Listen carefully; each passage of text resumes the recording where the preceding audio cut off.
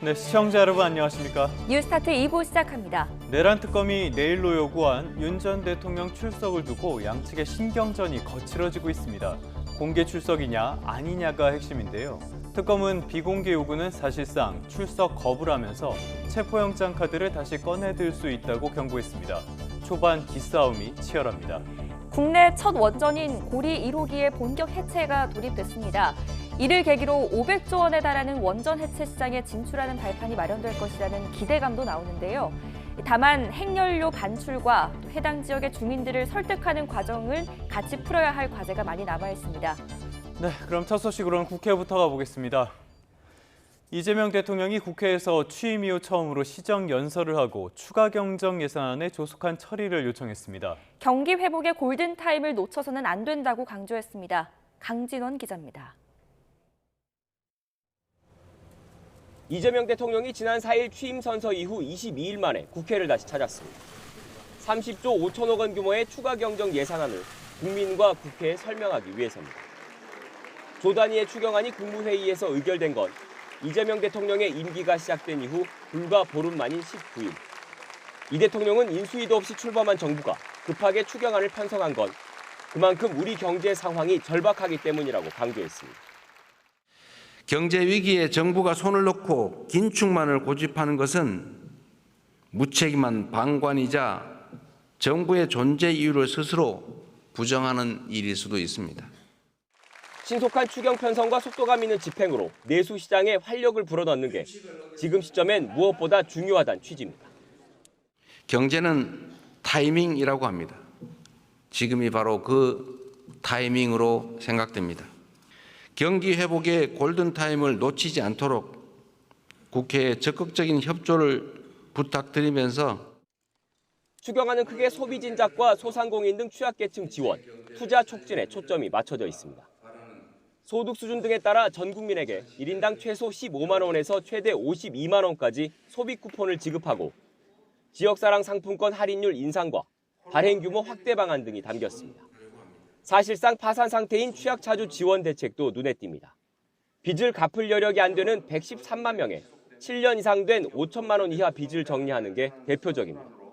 도덕적 해이와 형평성 논란을 고려해 성실히 빚을 갚는 소상공인들에게 분할 상환 기간 확대, 이자 추가 감면 등의 혜택을 주기로 했습니다. 이번 추경안에는 도로 등 사회 간접 자본과 AI 산업 등에 대한 3조 9천억 원 규모의 투자 촉진 예산도 들어갔는데 이 대통령은 빠진 게 있다면 주저 말고 의견을 내달라고 국회에 당부했습니다. YTN 강진원입니다. 이재명 대통령의 시정연설에는 새 정부의 국정 철학을 드러내는 대목도 담겼습니다. 외교에는 색깔이 없다면서 실용과 국익을 강조했고 공정성장이라는 화두도 던졌습니다. 홍민기 기자가 취재했습니다. 이 대통령은 시정연설 첫머리에서 무너진 경제를 회복하고 민생 경제를 살리는 일이 가장 시급하다고 운을 뗐습니다. 이어 저성장이 계속되면 경쟁과 갈등이 격화하는 악순환에 빠진다며 공정성장을 언급했습니다. 성장의 기회와 결과를 함께 나누는 공정성장의 문을 열어야 양극화와 불평등을 완화하고 모두가 함께 잘 사는 세상으로 나아갈 수 있습니다. 성장보다 분배를 우선하는 경향을 보였던 과거 진보 정권과 달리 성장과 공정을 함께 언급하며 이재명 정부의 국정 철학을 부각한 겁니다. 대선 후보 시절부터 중도 보수와 실용을 강조했던 이 대통령의 기조가 시정연설에서도 드러났다는 해석입니다. 이 대통령은 외교 문제에서도 진보 보수가 아닌 국익이 유일한 선택 기준이 되어야 한다고 강조했습니다. 국익 중심의 실용 외교로 통상과 공급망 문제를 비롯한 국제 질서 변화에 슬기롭게 대응해야 합니다. 자본시장을 정상화하면 국민이 바라는 코스피 5천 시대를 열 수 있다고 재차 약속했습니다. 또 기득권과 새치기가 아닌 상식적이고 합리적인 나라, 예측 가능한 사회를 위해 합의를 지키자고 호소했습니다. 이 대통령은 20여 분간 이어진 연설에서 경제를 24번 언급하며 추경 필요성을 강조했고 성장이 12번, 공정이 5번으로 뒤를 이었습니다. 대통령실은 이번 시정연설에 대해 어려운 민생 해결을 위해선 결국 여야의 협치가 필요하다는 점을 강조한 거라고 부연 설명했습니다. YTN 홍민기입니다. 네, 방금 보신 이 대통령의 취임 뒤 첫 국회 시정연설에 대해 여야가 엇갈린 반응을 내놨습니다. 더불어민주당 김병기 원내대표는 기자들과 만나 추경 예산에 대해 대통령이 직접 소상하게 잘 설명했다고 생각한다고 밝혔습니다. 이어 민생제일주의는 국민주권 정부의 확고한 국정 철학이라면서 민주당은 이재명 정부와 함께 민생 회복의 골든타임을 결코 놓치지 않겠다고 말했습니다. 반대로 국민의힘 송원석 원내대표는 여러 좋은 이야기를 해준 건 고맙게 생각한다면서도 말과 행동이 따로 된다면 거짓말이 될 수도 있다고 우려했습니다. 그러면서 이 대통령이 작은 차이를 포용한다고 했는데 대화 상대방인 극소수 야당 국민의힘의 목소리를 경청해 주길 당부한다고 덧붙였습니다. 대통령실은 이재명 대통령이 헌법재판소장 후보자에 김상환 전 대법관을 지명했다고 밝혔습니다. 강훈식 대통령 비서실장은 브리핑에서 김 전 대법관이 우리 사회에 대한 깊이 있는 이해를 바탕으로 헌법 해석에 통찰력을 더할 적임자라고 소개했습니다. 이 대통령은 또 헌법재판관 후보자에 오영준 서울고등법원 부장판사를 지명했습니다. 강 실장은 이번 인사에 대해 위험 수위에 달했던 헌재 흔들기를 끝내고 국민의 신뢰와 독립성을 높이려는 인사라고 설명했습니다. 국회 정국 상황도 보겠습니다. 상임위원장 배분을 두고 평행선을 달리고 있는 여야가 지도부끼리 오찬 회동을 했는데요. 역시나 빈손으로 끝났습니다. 더불어민주당은 단독 본회의 개의를 예고했습니다. 윤웅성 기자의 보도입니다. 추경안을 심사할 국회의 시간이지만 예산결산특별위원장이 공석인 상황에서 여야가 또 만났습니다. 원내대표와 수석부대표까지 4시 오찬 회동했습니다. 지난 18일부터 꼬박 일주일 넘게 협상했지만 90분 줄다리기 끝에 이번에도 입장차만 확인했습니다. 민주당은 본회의를 열자 국민의힘은 야당의 몫인 법사위원장을 달라 도돌이표가 반복된 겁니다. 합의 처리하면 가장 좋겠지만 불가피하다고 한다면 예결위원장 선임 절차를 밟을 수밖에 없다. 내일 이렇게 말씀드릴게요. 법사위나 예결위원장을 야당에게 양보하지 하는 것을 요구했고 들어지지 않는 상황에서 현재 본회의 개최는 협력하기 좀 어렵다. 민주당 지도부는 결국 협상 결렬을 선언하고 국회의장에게 본회의 개최를 요청했습니다. 일정대로 추경을 처리하려면 단독 처리도 어쩔 수 없다는 겁니다. 6월 임시국회 내에 처리가 되려면 내일 본회의를 열어야 가능하기 때문에 현재 공석인 상임위원장을 일괄 선출할 방침인데 예결위원장의 3선 한병드 의원, 법사위원장의 4선 이춘석, 문체위원장의 3선 김규흥 의원을 내정하고 의원들에게도 알렸습니다. 국민의힘은 민주당이 단독으로 강행 처리할 가능성이 있다면서 전 의원의 국회 대기령을 내렸습니다. 상임위원장 배분에 이어 국무총리 인준안 표결과 추경안 심사까지 첨예한 쟁점이 쌓여 있어서 국회 긴장감은 고조되고 있습니다. YTN 윤웅성입니다. 오늘의 국회 일정입니다. 국회 예산결산특별위원장 같이 공석인 상임위원장을 채우기 위한 본회의 개최 여부가 오늘 오전에 정해집니다. 여당은 국회로 넘어온 추경안을 다음 달 4일까지인 6월 임시국회 회기안에 처리하기 위해서 오늘 꼭 상임위원장을 선출한다는 입장입니다. 국민의힘은 법사위원장, 예결위원장이 야당 몫이라면서 양보를 주장하고 있는데요. 우원식 의장은 야당의 입장을 최종 수렴한 뒤에 오전 중에 본회의 개의 여부를 결정할 방침입니다. 국회 농림축산식품해양수산위원회 여당 의원들이 오늘 오후 3시 국회에서 송미령 농림부 장관과 당정협의회를 개최합니다. 송 장관은 이 자리에서 더불어민주당이 추진해왔던 양곡관리법 등 농업 4법에 대해 절충안을 제시할 것으로 알려졌습니다. 또 국민의힘과 진보당 등에서 송 장관의 사퇴를 촉구하는 데 대해 직접 입장을 내놓을지도 주목됩니다. 국민의힘이 지난 대통령 선거 당시 경선을 통해 뽑힌 김문수 후보를 한덕수 전 국무총리로 바꾸려고 시도한 것과 관련해 당무감사 결과를 중간 발표합니다. 유익중 당무감사위원장은 오늘 오전 11시 반 중앙당사에서 감사 진행 상황에 대한 브리핑을 예고했습니다. 그동안 당무감사위는 김용태 비대위원장 등 후보 교체 과정에 관여한 당 관계자들을 면담하거나 서면으로 입장을 받아 사실관계를 파악해왔습니다. 당무위 관계자는 YTN에 오전 회의를 통해 정확한 공보 범위가 정해질 예정이라며 중간 점검 차원이 될 것이라고 설명했습니다. 이번엔 미국으로 가보겠습니다. 백악관이 다음 달 8일로 다가온 상호관세 유예 시한을 더 연장할 수도 있다고 밝혔습니다. 미국에서 한미 통상 협상이 진행되고 있는 가운데 미국이 품목관세를 적용하는 자동차 부품의 종류를 더 늘릴 계획이어서 타격이 예상됩니다. 워싱턴 연결합니다. 홍상희 특파원, 백악관이 상호관세 유예 기간 연장의 가능성을 언급한 거죠? 네, 그렇습니다. 트럼프 대통령이 통보한 상호관세 유예 시한 마감, 이곳 시각으로는 다음 달 8일입니다. 캐롤라인 레빗 백악관 대변인은 오늘 오후 브리핑에서 이 유예 기간이 연장될 수 있다고 말했습니다. 들어보시겠습니다. There's no plans to extend that July 8th and July 9th deadline. I mean, So it could be extended, but that's a decision for the president to make.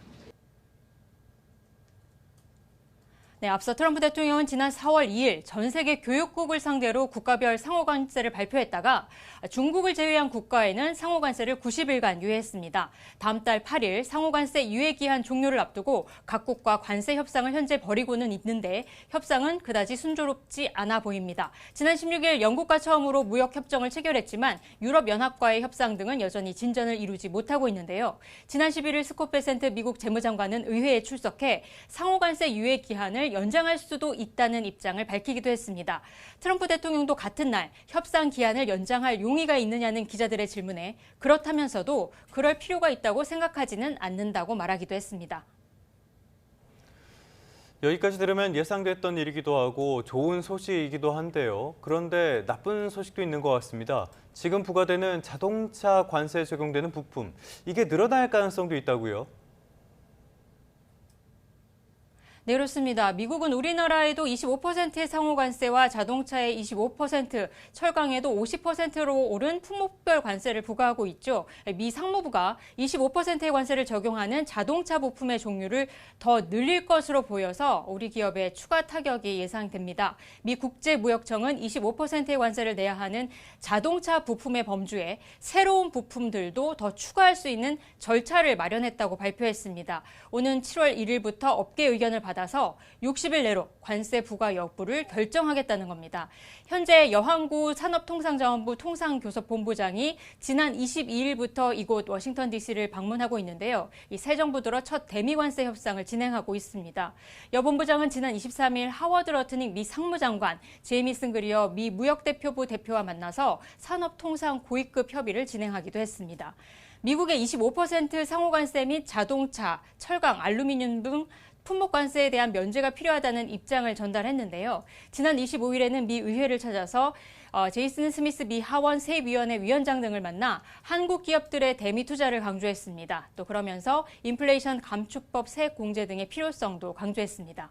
여 본부장은 앞서 7월 8일 전 포괄적 합의를 뜻하는 이 줄라이 패키지라는 말은 이제 쓸 필요가 없을 것 같다라는 발언을 하기도 했는데 7월 초 상황을 예단하기는 어려울 것 같다는 의미였습니다. 네, 이런 가운데 미국 내에서는 트럼프 행정부와 언론 간의 갈등이 격화하고 있다고요? 네, 그렇습니다. 피트 헤그세스 국방부 장관은 이곳 시간으로 오늘 오전 국방부에서 기자회견을 열었습니다. 지난 21일 미군의 이란 핵시설 공격에도 핵시설이 완전히 파괴되지 않았다는 일부 미 언론들의 보도에 비판을 이어간 겁니다. 헤그세스 장관은 트럼프 대통령이 역사상 가장 비밀스러운 군사작전을 지휘해 이란의 핵 능력을 파괴했다고 강조했는데요. CNN과 뉴욕타임스, CNBC 등 언론사 이름을 일일이 거론하면서 이들이 미군이 이란 핵시설 파괴에 실패한 것처럼 보도해서 임무를 성공적으로 수행한 장병들을 깎아내리고 있다고 비판했습니다. 들어보시겠습니다. See, we're here this morning because in hunting for scandals all the time, in trying to find wedges and spin stories, this press corps and the press corps miss historic moments. 네, 미국이 이란 핵시설을 공격하기 전 고농축 우라늄을 다른 곳으로 옮겼을 가능성에 대해서 트럼프 대통령은 SNS에 글을 올리고 시설에서 아무것도 밖으로 옮겨지지 않았다고 강조했습니다. 레빗 백악관 대변인도 오늘 브리핑에서 핵시설 공습 전 농축 우라늄 이송 징후가 전혀 없었느냐는 질문에 그렇다고 답했습니다. 지금까지 워싱턴에서 전해드렸습니다. 트럼프의 관세 정책 여파로 미국 1분기 경제 성장률이 기존 잠정치보다도 더 나빴던 것으로 나타났습니다. 하지만 트럼프는 금리 탓을 한다면서 거듭 연준 의장 힘 빼기를 시도하고 있습니다. 뉴욕에서 이승윤 특파원입니다. 올해 1분기 국내 총생산 GDP 성장률이 전분기보다 0.5% 줄며 3년 만에 미국 경제가 역성장했습니다. 트럼프 대통령의 관세 정책의 불확실성으로 기업들이 재고 확보를 위해 수입을 크게 늘린 게 1분기 성장률 하락에 결정적인 영향을 미쳤습니다. GDP was reported to have edged down in the first quarter, reflecting swings in net exports that were driven by businesses bringing in imports ahead of potential tariffs. 관세로 미국의 개인 소비와 수출이 각각 0.7%포인트, 2%포인트 하향 조정된 것도 마이너스 성장에 영향을 미쳤습니다. 특히 미국 경제 수요의 전반적인 흐름을 보여주는 민간 지출 증가율 역시 1.9%로 하향 조정돼 2년여 만에 최저를 기록했습니다. 전문가들은 트럼프 대통령의 관세 정책이 소비자와 기업의 심리를 위축시켜 미국이 경기 침체에 진입할 위험이 커졌다고 경고하고 있습니다. 실제로 2주 이상 실업수당을 청구한 계속 실업수당 청구 건수는 6월 8일에서 14일 주간 197만 4천 건으로 3년 7개월 만에 최고치를 기록했습니다. 미국 기업의 재고가 소진되면 관세 충격이 가격 인상으로 이어지는 만큼 연방준비제도는 물가 인상을 부를 수 있는 금리 인하에 신중한 입장. 이에 백악관이 상호관세 유예를 시사했고 중동전쟁 종식 이후 경기 상승 기대감이 반영돼 뉴욕 증시는 기술주를 중심으로 일제히 상승했습니다. 이런 가운데 월가에선 트럼프 대통령이 파월 의장의 후임을 이르면 이번 여름, 늦어도 10월까지 지명하며 연준에 대한 영향력 강화를 본격화하고 금리 인하를 노골적으로 압박할 것으로 보고 있습니다. 뉴욕에서 YTN 이승윤입니다. 트럼프의 발언이 이번에서는 일본에서 논란이 되고 있습니다. 트럼프가 이란의 핵시설 폭격 성과를 자랑하면서 일본 히로시마, 나가사키 원자폭탄이 전쟁을 끝낸 것과 같다고 말했기 때문입니다. 일본 시민들은 불쾌감을 나타냈지만 일본 정부는 관련 입장이나 논평을 피하면서 저자세 논란을 일으키고 있습니다. 도쿄에서 김세호 특파원입니다. 트럼프 대통령은 이란의 핵시설이 완전히 파괴됐다고 강조했습니다. 그러면서 2차 세계대전 때 일본 히로시마와 나가사키에 투하한 원폭을 거론했습니다. I don't want to use an example of Hiroshima. I don't want to use an example of Nagasaki. But that was essentially the same thing. That ended that war. This ended that with the war. 일본의 원폭을 투하해 2차 세계대전을 끝냈듯이 이란 이스라엘 간 전쟁도 미국의 이란 폭격 덕분이라는 것을 강조하는 겁니다. 일본 시민들은 트럼프 대통령의 발언에 불쾌감을 드러냈습니다. 広島と長崎のことを軽く考えてるのかなとはちょっと思っちゃいますね。信じられないなっていう気持ちはありますね。 일본 내 피폭 단체들도 비판에 나섰습니다. 力でそういう武力を持って解決するっていうことをすればこれは解決にならないってことですね。 정부 정례 기자회견에서 미국에 직접 항의할 것인지 등을 묻는 기자들의 질문이 이어졌지만 일본 정부는 트럼프 대통령의 원폭 관련 발언에 대한 직접적인 언급이나 논평을 최대한 피했습니다. 原爆投下に関する我が国の基本的な考え方については累次の機会に米側に対して伝達してきているところでございます。引き続き米側とは緊密に意思疎通を図っていく考えでございます。 미일 관세 협상 등 여러 민감한 국면에서 자칫 갈등으로 번지는 것을 최대한 경계하는 모습입니다. 일본은 기회가 있을 때마다 미군의 원폭으로 인한 피해를 강조해왔습니다. 하지만 트럼프 대통령이 일본에 대한 원폭을 오히려 종전의 성과라고 강조하면서 패전 80주년을 맞는 일본 정부로서는 당혹스러울 수밖에 없어 보입니다. 도쿄에서 YTN 김세호입니다.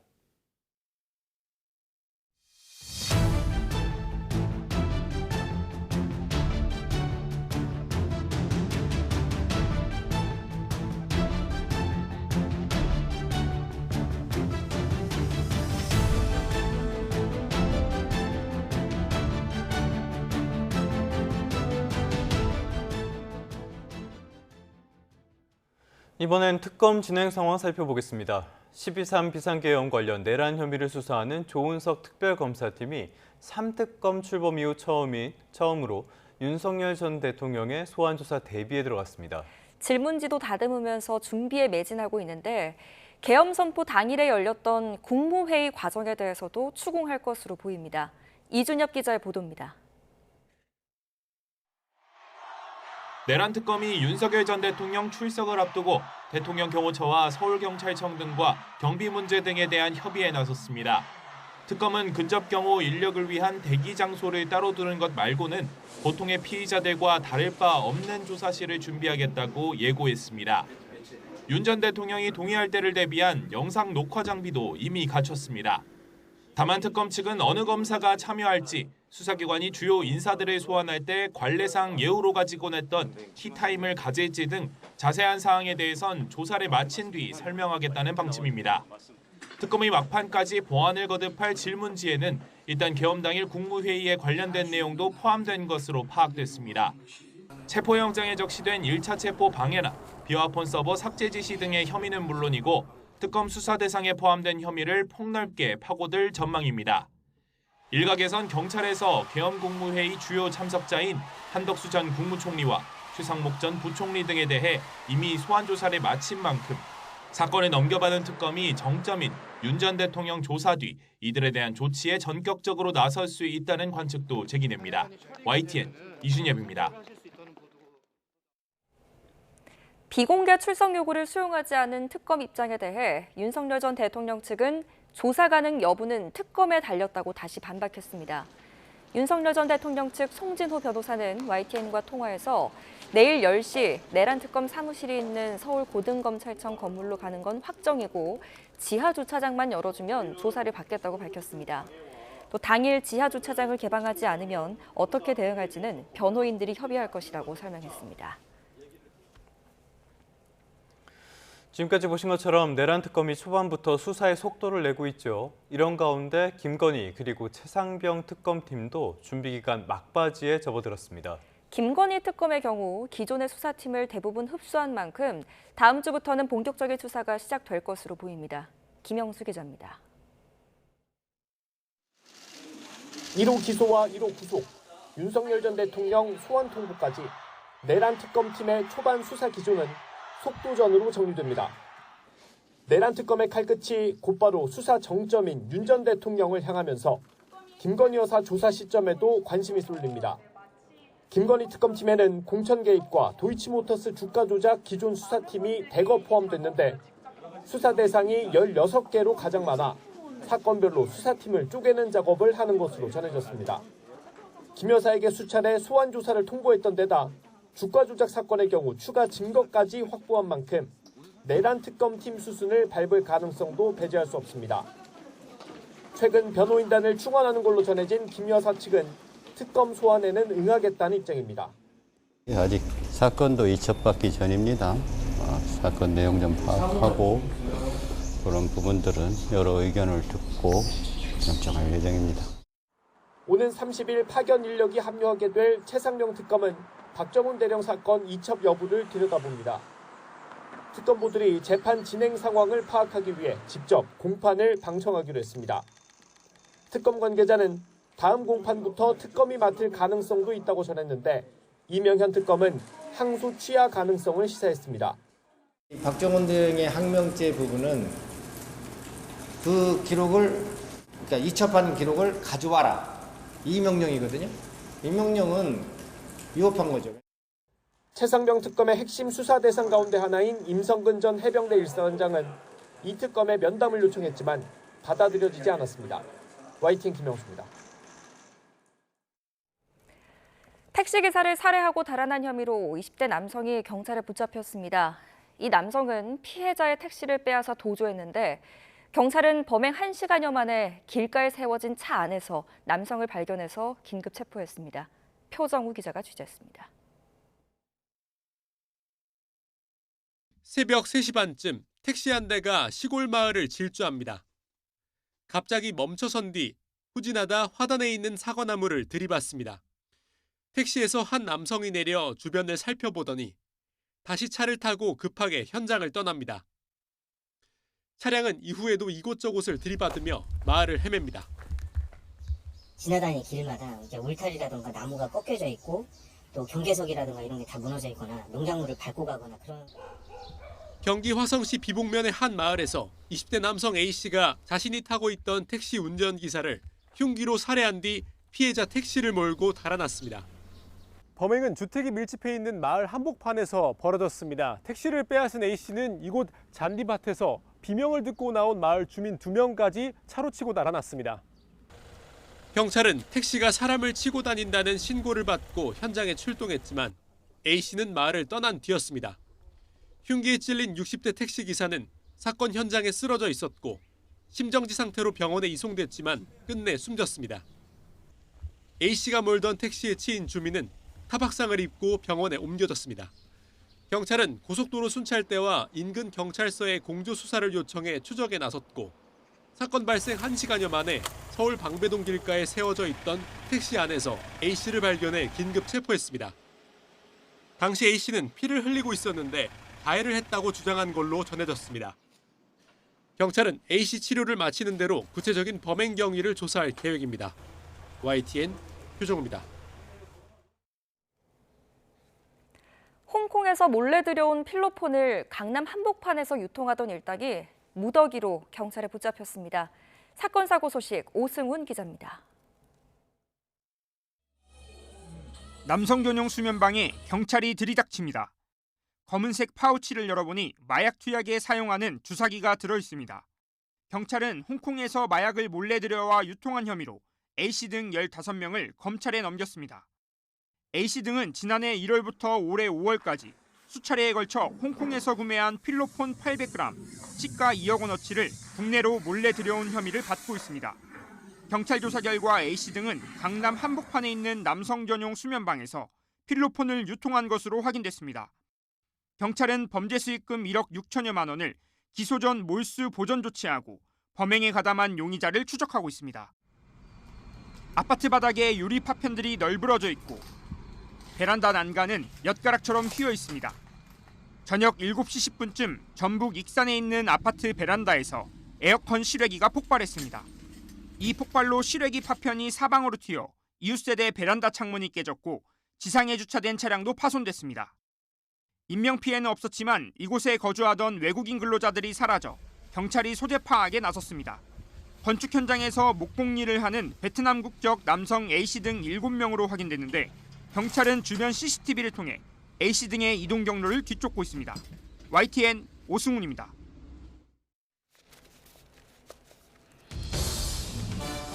사건 사고 한 줄 뉴스입니다.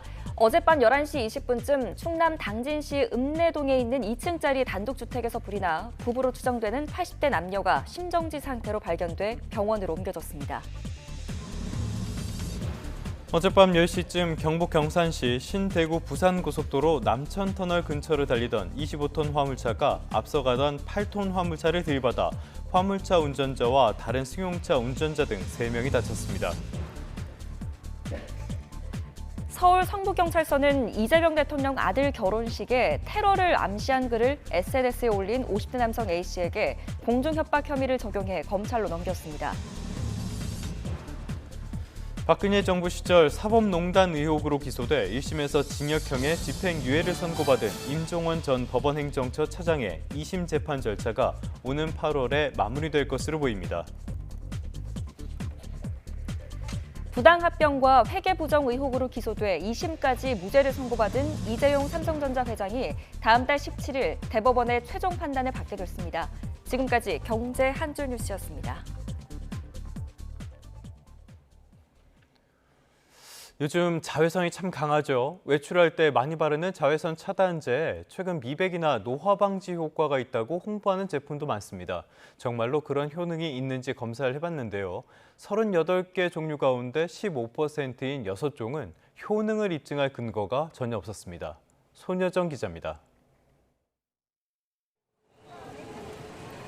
여름에 접어든 거리에 자외선 차단제 광고가 눈에 띕니다.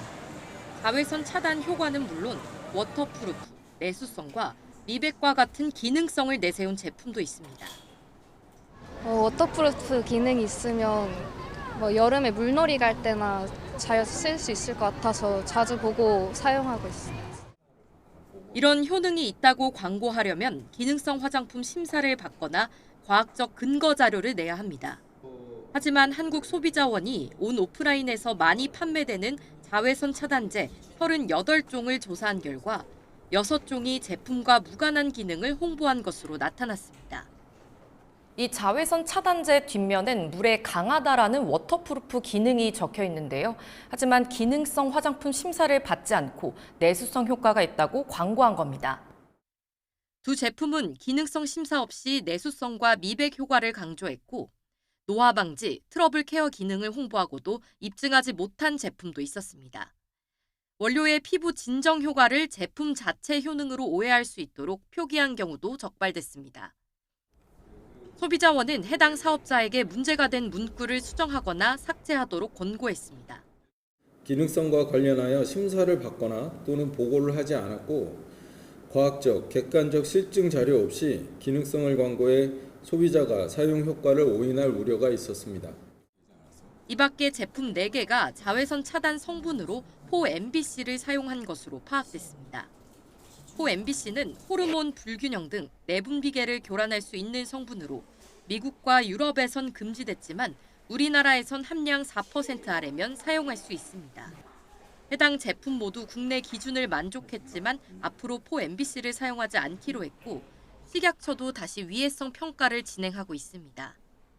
소비자원은 자외선 차단제를 사용할 때는 성분을 꼼꼼히 확인하고 객관적 근거가 없는 효과를 강조하는 광고에 주의할 것을 당부했습니다. YTN 손효정입니다. 지난해 미국 증시의 주요 지수가 급등하면서 우리 국민의 미국 증권 투자가 역대 최대폭으로 증가했습니다. 한국은행이 발표한 지난해 국제 투자 대조표를 보면 대미국 증권 투자가 역대 최대폭인 1,217억 달러 늘면서 대외 금융자산 가운데 미국 비중이 45.9%로 거의 절반을 차지했습니다. 대외 금융자산 가운데 미국 비중은 지난 2017년에 처음으로 30%를 넘었고요. 2023년에 40%를 넘은 뒤 1년 만에 거의 절반 수준으로 급증했습니다. 내년도 최저임금 액수를 정하는 최저임금위원회 제7차 전원회의에서도 노사 간의 줄다리기가 이어졌습니다. 노동계는 지난해보다 14.3% 오른 11,460원을 2차 수정안으로 제안했고요. 경영계는 지난해보다 0.4% 인상한 1,070원을 제시했습니다. 노동계는 고물가에 따라 실질 임금이 하락했다며 대폭 인상을 주장한 반면에 경영계는 기업 지불 능력과 노동 생산성 등 애로사항을 토로하면서 맞섰습니다.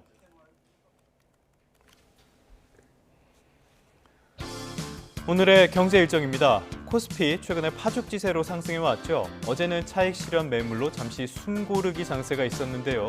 시가총액이 200조 원을 넘어서면서 최고가를 경신하고 있는 SK하이닉스 주가가 30만 원대에 진입할지도 관심을 끌고 있습니다. 한국경영자총협회가 AI 인공지능을 주제로 포럼을 엽니다. 오랜 시간 미국 실리콘밸리를 취재하다 직접 온라인 미디어 더 밀크를 만든 손재권 대표가 연사로 나서는데요. AI 대전환을 주제로 AI 시대의 변화상을 진단할 예정입니다.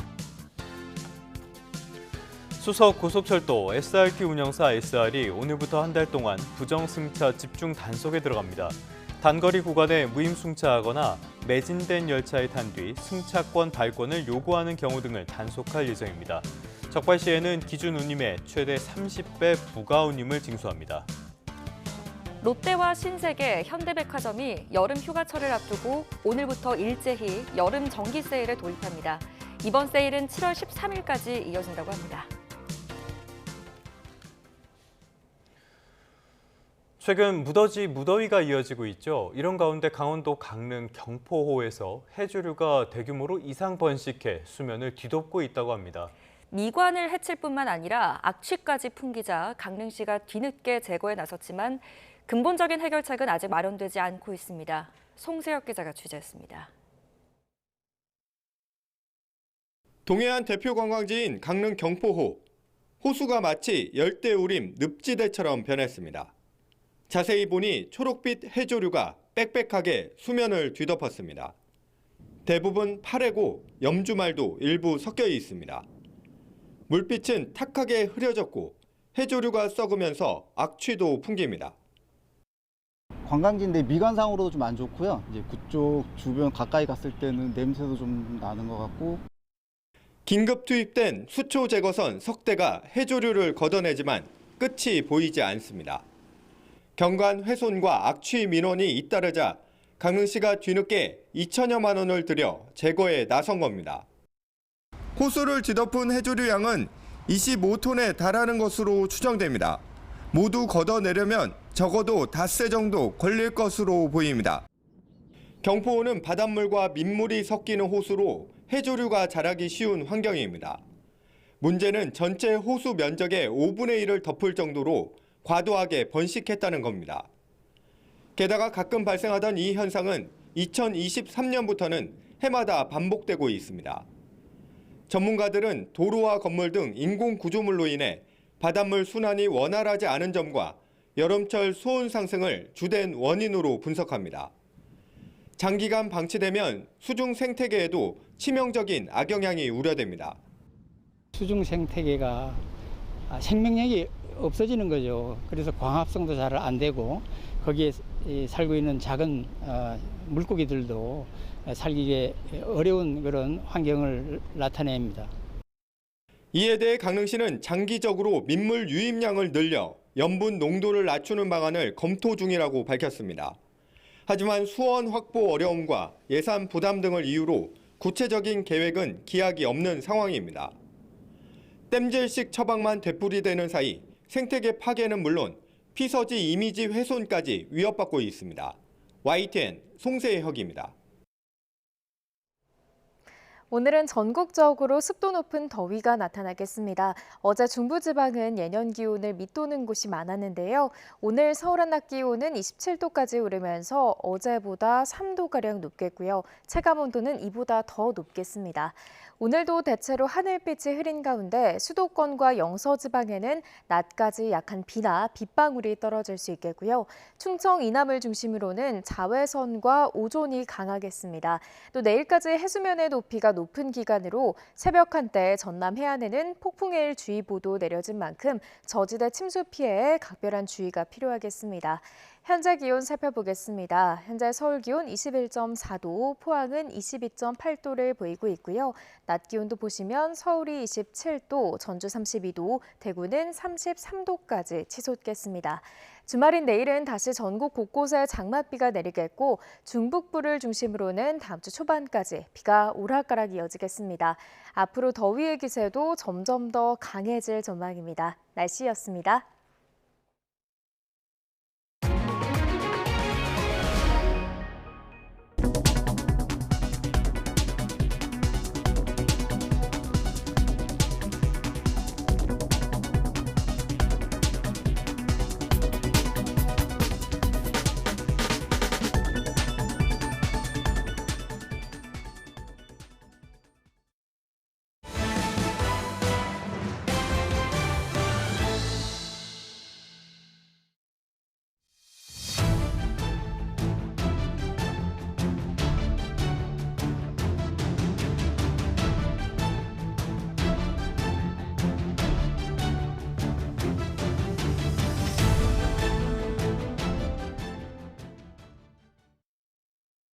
원자력 발전 시대에 음악을 알리는 힘찬 호동이 울려 퍼졌습니다.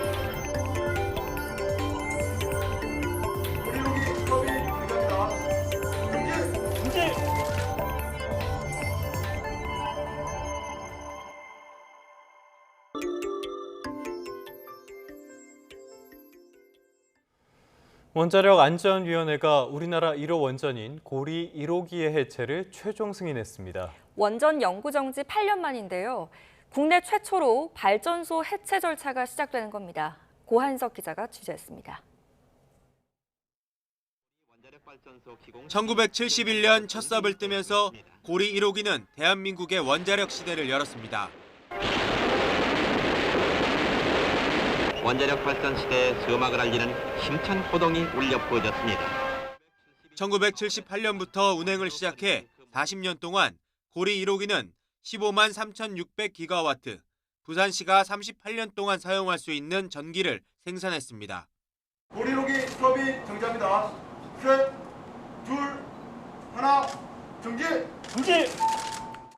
고리 1호기가 영구 정지된 건 2017년. 8년 만에 원자력안전위원회가 해체 작업을 최종 승인했습니다. 원자력안전위원회와 원자력안전규제기관인 킨스가 현장을 꼼꼼하게 확인하고 점검해서 후속 원전의 영구 정지와 해체 심사에 또 반영해 나갈 예정입니다. 그동안 원자로 냉각 작업을 거쳤고 탈원전 논란, 정부의 인허가 지연 등 정치적 부침도 겪었습니다. 앞으로 작업은 12년간 이뤄질 것으로 보입니다. 먼저 6년에 걸쳐 사용 후 해결료를 반출합니다. 이어 4년 동안 해체 후 남은 방사성 폐기물을 처리하고 건물을 철거합니다. 남은 2년은 부지를 복원합니다. 2037년에 마무리하는 게 목표지만 안전 문제 등 여러 변수가 많아서 몇 년 정도 더 걸릴 수 있습니다. 여기에 들어가는 비용은 모두 1조 700억 원. 복원된 부지는 산업단지로 활용될 전망입니다.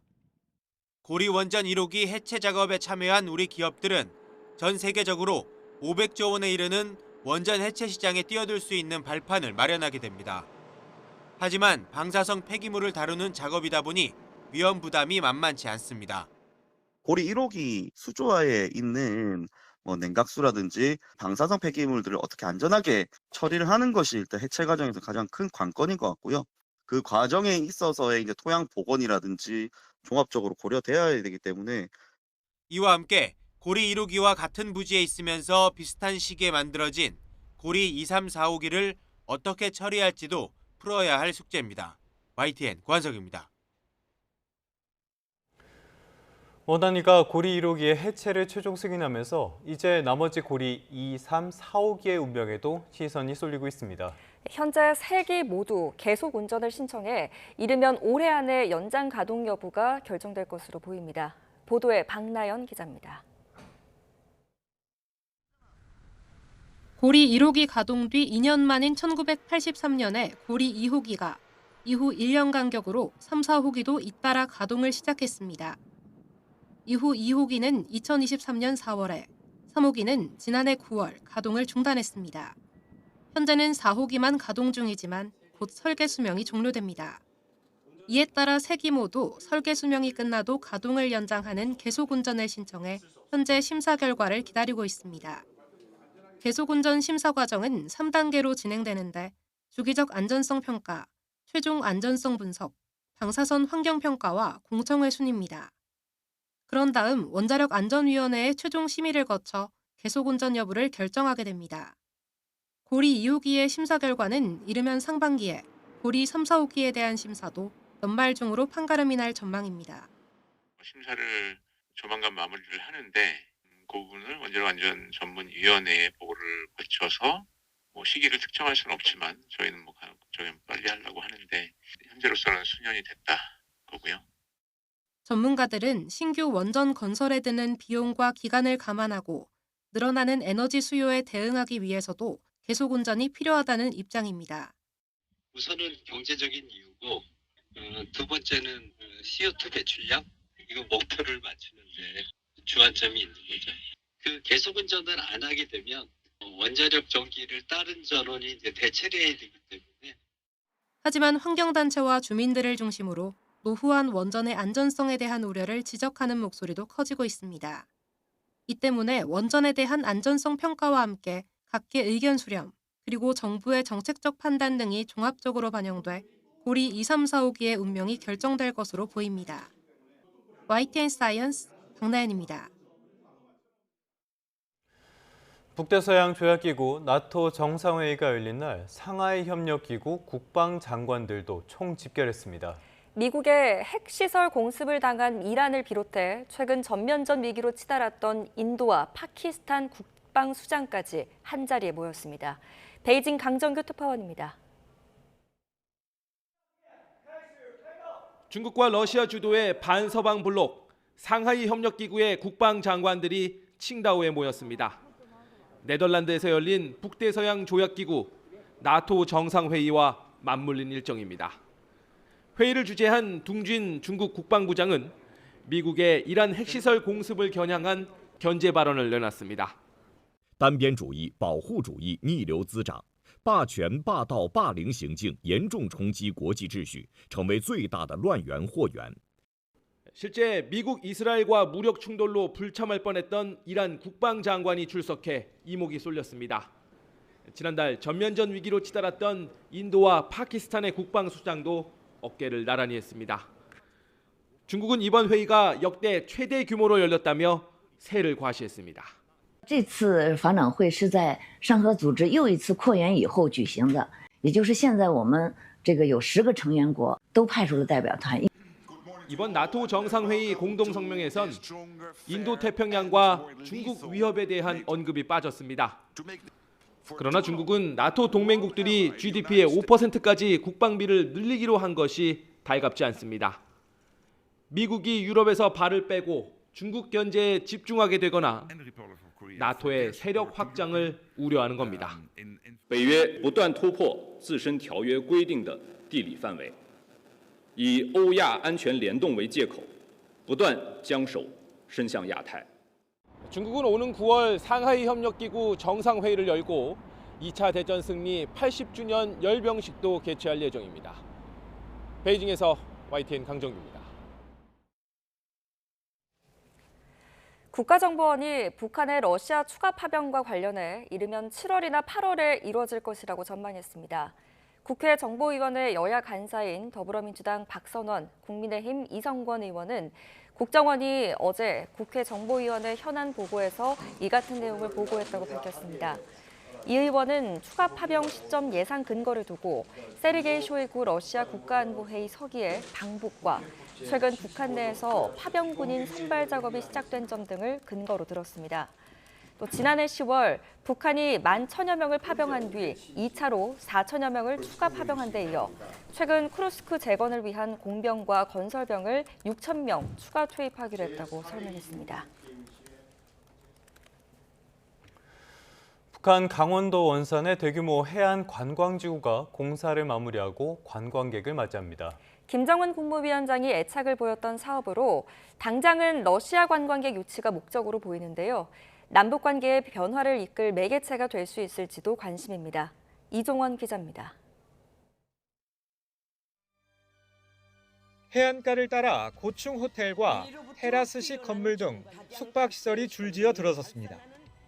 휴양지 분위기를 연출하는 조경도 갖췄고 곳곳에는 풀장과 기다란 워터슬라이드도 설치됐습니다. 긴 백사장, 명사십리를 자랑하는 북한의 원산 갈마 해안 관광지구로 건설계획 발표 10여 년 만에 준공식을 열고 관광객 맞이 준비를 마쳤습니다. 예술적 호환성과 연결성을 이룬 원산 갈마지구는 명실공히 세상에 둘도 없는 우리식의 해안 관광 도시입니다. 준공식엔 김정은 국무위원장은 물론 부인 이설주와 딸 주애 등 가족이 총출동했는데 이설주의 공개 활동은 1년 반 만입니다. 그만큼 김 위원장의 애착이 컸던 사업으로 북한 매체들은 2만 명이 묵을 수 있는 숙박시설을 갖췄다고 선전했습니다.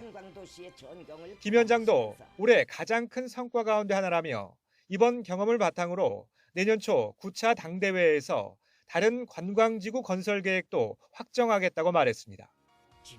이처럼 북한이 관광지구 개발에 열을 올리는 건 대북 제재 대상이 아닌 관광산업을 일으켜 외화를 벌어들이는 게 우선적인 목적입니다.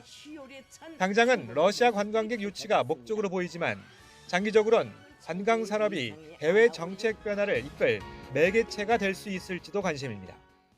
I think he'll be happy to see him coming back. And I think he has tremendous condo capability. He's got a lot of shoreline. 무엇보다 남측 관광객이 가장 큰 손이라는 건 북한도 과거 경험을 통해 잘 알고 있는 만큼 남북관계 개선을 바라는 이재명 정부에겐 유용한 도구가 될 수 있다는 평가도 나옵니다. 2019년 김 위원장은 금강산 지구를 방문해 너저분한 남측 시설을 모조리 철거하라고 지시하면서도 남측 동포들은 언제든 환영한다는 발언을 내놓기도 했습니다. 통일부 당국자는 당장은 예단하기 어렵다면서도 과거 금강산 관광을 통해 남측이 대체 불가한 고객이란 건 북한도 잘 알고 있을 거라고 말했습니다. YTN 이종원입니다.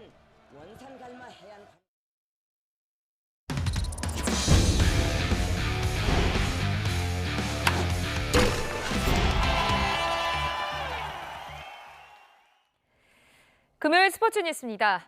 프로야구 신인 드래프트에서 96번째로 지명된 선수가 최근 새 바람을 몰고 왔습니다. 주인공은 기아의 성영탁 투수인데요. 무실점 기록 도전은 멈췄지만 진짜 기록은 지금부터라는 각오로 다시 마운드에 오릅니다. 이경재 기자입니다. 지난 24일 6회 성영탁이 던진 낮은 코스의 슬라이더를 키움 임지열이 걷어올려 홈런을 만듭니다.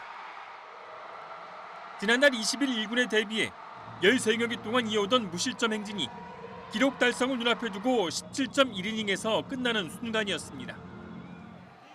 하지만 기적의 한 달을 보낸 성영탁은 여전히 씩씩했습니다. 1군에서 훈련하고 경기에 나서는 것 자체가 아직 설레고 즐겁습니다. 재밌죠. 근데 못했어도 그냥 여기서 던진 게 재밌어가지고 그냥 1군 생활 자체가 그냥 재밌는 것 같습니다. 성영탁은 2024 신인 드래프트에서 10라운드, 전체 96번으로 프로행 막차를 탔습니다. 130km대에 머물렀던 포심이 걸림돌이었는데 프로에 와서 익힌 투심이 오히려 150km 육박할 만큼 손에 맞았고 주목인 변화구의 질구는 더 날카로워졌습니다. 요즘 가장 꺼리는 중학교 1년 선배 KT 안현민도 9번 만나 정면 승부로 안타를 내주지 않았습니다.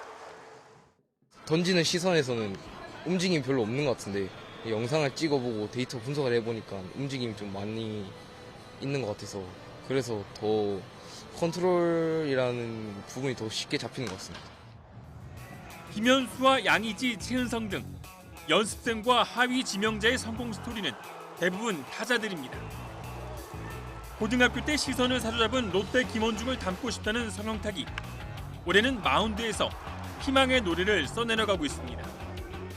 라운드는 뭐 늦게 받았지만 그냥 정작 지금 있는 위치는 1군에 있으니까 그냥 기분 좋게 야구하고 있습니다. 끊임없이 성장한 선수로 기억해 주시면 좋겠습니다. YTN 이경재입니다.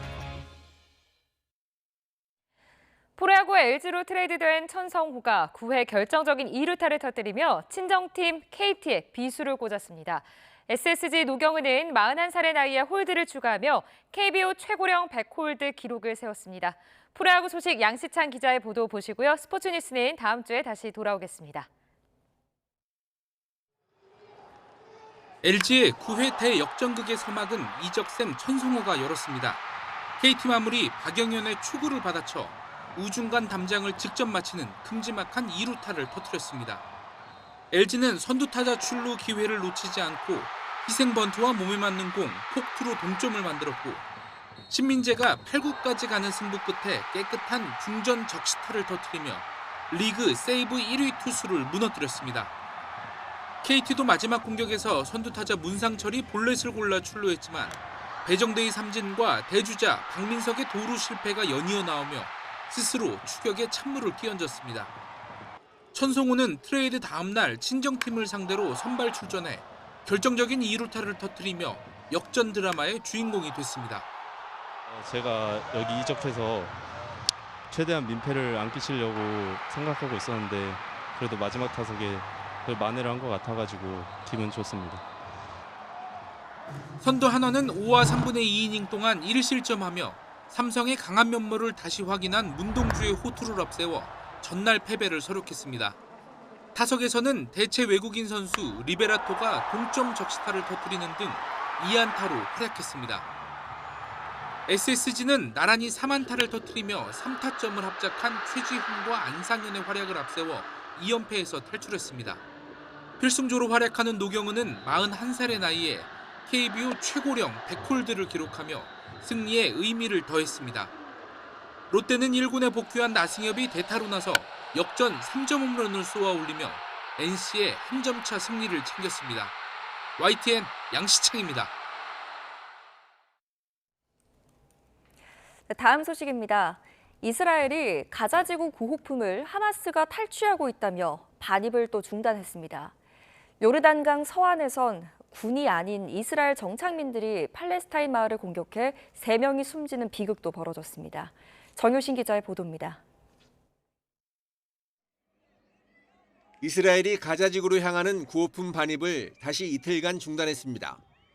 네타냐후 이스라엘 총리는 하마스가 지원 물자를 약탈하고 있다며 비난하고 군의 대책 마련을 지시했습니다. 이에 대해 하마스는 어떤 약탈도 하지 않았다며 부인했습니다. 가자 자치 조직도 트럭이 남성들은 물자를 약탈하는 게 아니라 보호하고 있는 것이라며 하마스는 관여하지 않고 있다고 설명했습니다. يريد منها أن تذهب إلى المخازن ثم توزع بما يرضي الله على جميع أبناء شعبنا لا يحرم منها أحد. 가자 기아 위기가 커지는 가운데 구호품 트럭을 기다리던 주민들 3명이 이스라엘군 총격에 추가로 숨졌습니다. 또 밤사이 가자지구 중심부에선 이스라엘군 공습으로 20여 명이 사망했습니다. 이번엔 학교로 쓰이던 건물에 폭탄이 떨어졌습니다. والله عمي في الليل فجأة جانا تلفون قالوا أختك وولادها انقصف في المدرسة استشهد. 요르단강 서안 지구에선 유대인 정착민들이 팔레스타인 마을을 공격해 최소 3명이 숨지고 7명이 다치기도 했습니다. 현지 인권단체는 복면을 쓴 남성들이 마을 집과 자동차에 불을 지르는 CCTV 화면을 공개했습니다.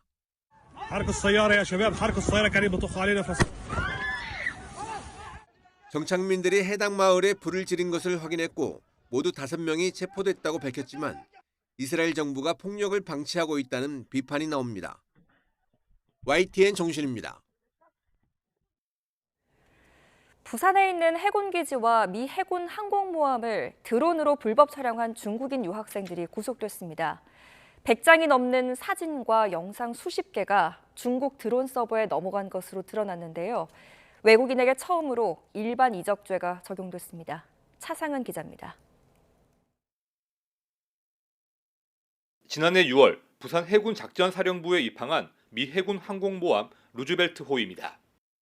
북한의 군사 위협을 억제하기 위한 한미일 훈련 참가차 입항했는데 당시 윤석열 대통령을 비롯한 한미 군 핵심 인사들이 한자리에 모였습니다. 한미일 3국의 협력은 한미 동맹과 함께 또 하나의 강력한 억제 수단이 될 것입니다. 이 무렵 인근 야산에서 수상한 움직임이 포착됐습니다. 부산의 한 대학에 다니던 중국인 유학생 3명이 드론 한 대를 띄워 정박한 항모와 군시설을 촬영하다가 순찰 중인 우리 군에 적발된 겁니다. 출국을 금지하고 수사를 벌인 경찰은 40대 주범 A씨와 30대 B씨를 구속하고 나머지 1명은 불구속 상태로 조사하고 있습니다. 3명 모두 군사시설 촬영을 금지하는 군사기지 보호법 위반이 적용됐습니다. 여기에 주범 A씨에게는 형법상 일반 이적죄가 추가됐는데 외국인에게 이 법이 적용된 건 이번이 처음입니다. 일반 이적죄는 대한민국의 군사상 이익을 해하거나 적국의 군사상 이익을 준 사람을 무기징역 또는 3년 이상의 징역에 처할 수 있다고 명시하고 있습니다. 중국은 우리의 적성 국가는 아니지만 조중동맹에 따라서 북한과 중국은 좀 특수한 동맹관계인 그런 상황이고 군 관련 시설물을 촬영한 영상 자료 등 흘러 들어갈 수 있다고 하는 부분은 충분한 개연성이 있기 때문에 이들은 지난 2023년 3월부터 지난해 6월 사이에 부산에서 군사시설을 총 9차례 촬영했습니다. 촬영된 사진 172장과 동영상 22개는 드론업체 약관에 따라 중국에 있는 서버에 자동으로 전송됐고 일부는 중국 SNS에 게시된 것으로 확인됐습니다. 이들은 군사 분야에 관심이 많았고 촬영은 일종의 취미 활동이었다는 취지로 진술한 것으로 알려졌습니다. 최근 군사보안 시설을 무단 촬영하거나 침입하다가 적발되는 사례가 잇따르는 가운데 경찰은 무거운 처벌을 통해 유사 범행을 막겠다고 밝혔습니다. YTN 차상리입니다. 허위 사실을 공표한 혐의로 기소된 서거석 전북교육감에게 대법원이 벌금형을 확정했습니다. 이로써 서 교육감은 교육감직을 잃게 됐고요. 전북교육청은 권한대행 체제로 전환됐습니다. 윤지아 기자입니다. 지난 2022년 지방선거 토론회에서 서거석 교육감은 전북대 총장 재직 시절 이규재 교수를 폭행한 사실이 있느냐는 상대 후보의 질문에 그런 사실이 없다고 거짓 답변한 혐의로 기소됐습니다. 1심 재판부는 서교육감에게 무죄를 선고했지만 2심은 폭행 사실이 인정된다며 SNS에 올린 글을 허위 사실로 판단해 벌금 500만 원을 선고했습니다. 이에 대해 대법원은 당선될 목적과 허위의 사실, 그리고 공표 등에 관해 원심이 법리를 오해하는 등의 잘못이 없다며 벌금형을 최종 확정했습니다. 교육감직 상실이 확정되자 서거석 교육감은 강한 유감과 아쉬움을 표명하면서 자리에서 물러났습니다. 진실과 동떨어진 판결에 당황스럽고 유감입니다. 이것으로 해서 전북교육 대전환의 여정을 멈추려고 합니다. 전국 교직원 노동조합 등은 즉각 환영 입장을 내고 서교육감의 사과와 전북교육청의 철저한 쇄신을 요구했습니다. 전북 도민과 교육가족 앞에 공식적으로 사과하십시오. 이제 전북교육은 정의와 상식, 민주주의를 바탕으로 서거석 교육감은 앞선 교육감과는 달리 기초학력 신장과 전북교육 대전환을 촉구하며 교육정책을 펴왔습니다. 당분간 재선거가 없어 한동안 수장이 없는 상황을 맞은 전북교육청은 크게 술렁일 수밖에 없습니다. 서거석 교육감의 직이 상실되면서 전북교육은 부교육감 대행체제로 전환됐습니다. 교육감 선거는 내년 6월 지방선거와 같이 치러질 예정입니다. YTN 윤지아입니다. 이스라엘과 이란의 분쟁이 일단락되면서 뉴욕 증시도 힘을 받는 분위기입니다. 간밤에도 몸값을 높였는데요. 다우는 0.94% 상승했고요. S&P 500은 0.8%, 나스닥은 0.97% 올랐습니다. 특히 S&P 500은 지난 2월에 기록했던 사상 최고치에 거의 근접한 상태입니다. 간밤에 투자자들의 마음을 편하게 해준 건 트럼프가 또 한 발짝 물러설 수 있다는 소식이었습니다. 트럼프는 무역협상 기한을 연장할 필요는 없을 것이라고 말해왔는데요. 간밤에 백악관에선 다음 달 8일에 만료되는 상호관세 유예 기한을 더 연장할 가능성이 있다고 밝혔습니다. 애초에 무리한 계획이었죠. 관세에 따른 경제 타격도 본격화하는 모습입니다. 미국은 경제 성장률을 속보, 잠정, 확정으로 3차례 발표하는데요. 간밤에 1분기 확정치가 나왔습니다. 마이너스 0.5%로 잠정치였던 마이너스 0.2%를 많이 밑돌았으니까 굉장히 나쁜 성적표죠. 관세 불확실성 때문에 수입이 늘었고요. 미국 경제에서 가장 중요한 소비도 대폭 하향 조정됐기 때문입니다. 미국 경제가 예상보다 더 빠르게 위축되고 있다는 신호로도 볼 수가 있는데요. 2분기 전망도 썩 좋지는 않습니다. 5월에 상품을 거래한 결과를 뜻하는 상품 무역수지 적자는 966억 달러로 시장의 전망치보다 적자 규모가 더 컸습니다. 불안 요소는 또 있습니다. 상무부가 25% 관세를 적용받는 자동차 부품 종류를 늘리기로 하고요. 7월부터 의견을 접수하겠다고 밝힌 겁니다. 국내 업체의 타격이 불가피해 보이는데요. 과연 미국에 도움이 되긴 될 것인지도 의문입니다. 아마도 모두가 패하게 되겠죠. 자기 맘대로 되는 게 하나도 없는 트럼프입니다. 그렇다고 자기 잘못을 인정할 트럼프도 아니죠. 기준금리 인하를 거부하는 연방준비제도로 책임을 떠넘기고 있는데요. 연준 인사들은 개의치 않는 것 같습니다. 여전히 관세 정책 영향을 조금 더 지켜봐야 한다면서 신중론을 펼치고 있는데요. 시장 역시 7월에도 연준이 기준금리를 동결할 것으로 보고 있습니다. 간밤의 특징주로는 테슬라를 꼽아봤습니다. 최근에 로보택시 출시를 재료로 오름세를 보였죠. 간밤에는 소폭도 하락했습니다. 테슬라를 둘러싸고는 기대감이 과도하다는 지적이 많습니다. 매출에서 가장 중요한 전기차 판매 부진이 이어지고 있기 때문인데요.